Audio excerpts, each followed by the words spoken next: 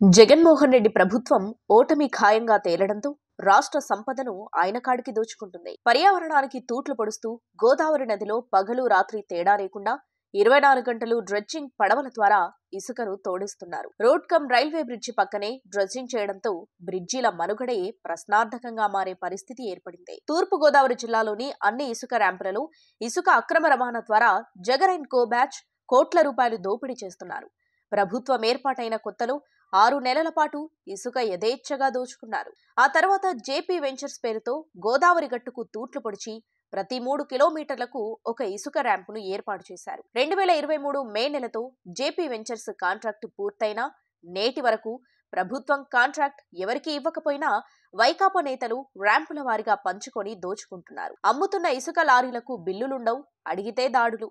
ఉన్నతాధికారులకు ఫిర్యాదు చేస్తే ఫిర్యాదు చేసిన వ్యక్తిపైన తప్పుడు కేసులు పెట్టి అరెస్టులు చేస్తారు. ఉభయ గోదావరి జిల్లాలో ఇసుక, గ్రానైట్, మట్టి సక్రమ రవాణాకు వైసీపీ ప్రభుత్వం తూట్లు పొడిచి అక్రమ రవాణాకు తెరలేపింది. కొవ్వూరు గోపాలపురం నియోజకవర్గం విస్తరించి ఉన్న నల్ల మెటల్ క్వారీలలో 100% అక్రమ రవాణా జరుగుతుంది. అధికారులు మామూళ్ల మత్తులో జోగుతుంటే అధికార పార్టీ నేతలు అధికారాన్ని అడ్డుపెట్టుకుని కోట్లు దండుకుంటున్నారు. దేచర్ల ప్రాంతంలో ఎస్సీలకు ఇచ్చిన అసైన్ ల్యాండ్లలో అనుమతులు లేకుండా నిబంధనలకు విరుద్ధంగా ప్రతిరోజు వందల లారీల ఎర్రమట్టి తరలిపోతుంది.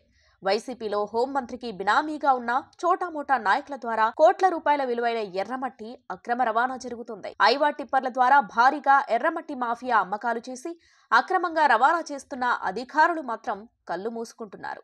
త్వరలో జరగబోయే ఎన్నికలకు అక్రమ సంపాదన ద్వారా నిధులు సమకూర్చడమే లక్ష్యంగా జగన్మోహన్ రెడ్డి పలువురికి బాధ్యతలు అప్పగించారు. 2023 మే నెల నుండి వైసీపీ ప్రభుత్వం అక్రమార్కులకు గేట్లెత్తేసింది. కొవ్వూరు గోపాలపురం నియోజకవర్గాలలో ఆయా శాసనసభ్యుల అవినీతి అక్రమ సంపాదనలపై ప్రతిపక్షాలు, ప్రజలు ఆగ్రహంతో రగిలిపోతున్నారు. ప్రజల ఆగ్రహావేశాలు తగ్గించడానికి గోపాలపురం ఎమ్మెల్యేను కొవ్వూరు నుండి హోంమంత్రి గోపాలపురం మార్చుతూ వచ్చే ఎన్నికలలో ప్రజలను ఏమార్చడానికి జగన్మోహన్ రెడ్డి ప్రయత్నిస్తున్నారు. ప్రభుత్వం, వైసీపీ పాలకులు అడుగడుగునా చేస్తున్న అవినీతి అరాచకాలతో విసిగి వేసారిన ప్రజలు వచ్చే ఎన్నికలలో గుణపాఠం చెప్పడానికి నిశ్చయించుకున్నారు.